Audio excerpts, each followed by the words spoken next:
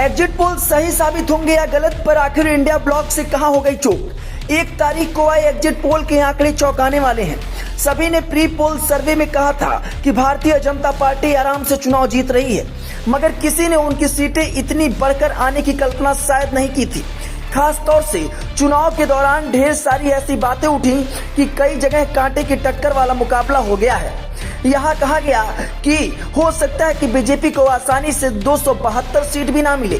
उस लिहाज से ये चौंकाने वाले आंकड़े हैं। सवाल उठता है कि क्या 4 जून को जब असली नतीजे आएंगे तो चीजें बदल जाएंगी, पर मेरा मानना है कि शायद नहीं। ज्यादातर एग्जिट पोल में राष्ट्रीय स्तर पर जो संख्या दी गई है लगभग एक जैसी है।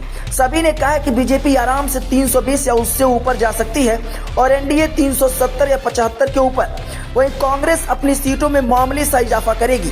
दूसरी बड़ी बात, हमने एग्जिट पोल में यह भी देखा कि बीजेपी अपने कोर स्टेट में 2014-19 जैसा ही प्रदर्शन कर रही है। ये राज्य हैं हिमाचल प्रदेश, उत्तराखंड, उत्तर प्रदेश, छत्तीसगढ़, कर्नाटका, गुजरात और मध्य प्रदेश। दूसरी बड़ी बात हमने एग्जिट पोल में ये देखी कि बीजेपी अपने कोर स्टेट में 14 और 19 जैसा ही प्रदर्शन कर रही है। वहीं आपको बता दें, अगर एग्जिट पोल सही होता है तो यह पहली बार होगा जब देश के हर बड़े राज्य में बीजेपी का कम से कम एक सांसद होगा। एग्जिट पोल बताते हैं कि कांग्रेस ने केरल और पंजाब में अपना गढ़ बचा कर रखा है। थोड़ा बहुत उसे लाभ है तेलंगाना, कर्नाटक, महाराष्ट्र, हरियाणा और राजस्थान में, पर मोटी बात यह है कि कांग्रेस के प्रदर्शन में खास सुधार नहीं हुआ है। सबसे बड़ा झटका लगता दिख रहा है आम आदमी पार्टी को, जिसके पास शायद कोई भी सीट ना रहे या 1-2 सीट पंजाब में आए। भारत राष्ट्रीय समिति को तेलंगाना में धक्का लगा है, बीजू जनता दल को उड़ीसा में भी, तृणमूल कांग्रेस को वेस्ट बंगाल में भी झटका लगता हुआ दिख रहा है। यह स्थिति इस वजह से हुई कि शायद विपक्ष की जो रणनीति चुनाव के दौरान बन रही थी वह सफल नहीं हुई।